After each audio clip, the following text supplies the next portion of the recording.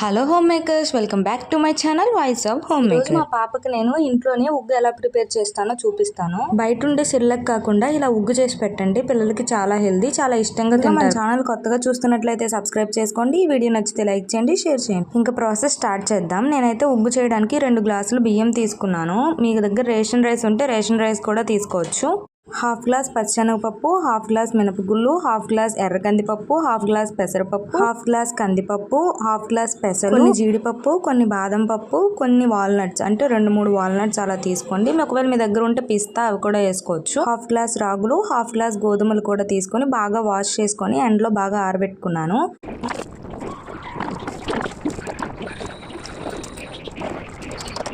పప్పులు, బియ్యం, రాగులు ఇవన్నీ సపరేట్గా అయితే ఆరబెట్టుకున్నాను. బాగా ఆరిపోయిన తర్వాత విడివిడిగానే ఫ్రై కూడా చేసుకున్నాను. అన్నీ బాగా రోస్ట్ చేసేసిన తర్వాత 1 స్పూన్ వాము, 1 స్పూన్ జీలకర్ర, 2 యాలకులు కూడా వేసుకున్నాను ఫ్లేవర్ కోసం. సిమ్లో పెట్టే మొత్తం ఫ్రై చేసుకున్నాను. ఒకవేళ హైలో పెడితే మాడిపోయి అంత టేస్టీగా ఉండి పిల్లలు తినరనమాట. పప్పులన్నీ చల్లగా అయిపోయిన తర్వాత మెత్తగా మిక్సీ పట్టేసి ఒక కంటైనర్లో అయితే స్టోర్ చేసుకున్నాను. ఇది 2 మంత్స్ వరకు బాగుంటుంది. పిల్లలకి ఫీడ్ చేస్తే కనుక చాలా ఇష్టంగా తింటారు, హెల్దీ కూడా. ఈ వీడియో నచ్చిందా? అయితే లైక్ చేయండి, షేర్ చేయండి. ఇలాంటి వీడియోలు మరిన్ని కావాలి అంటే మన ఛానల్ని సబ్స్క్రైబ్ చేసుకోండి. Thank you so much for watching this video.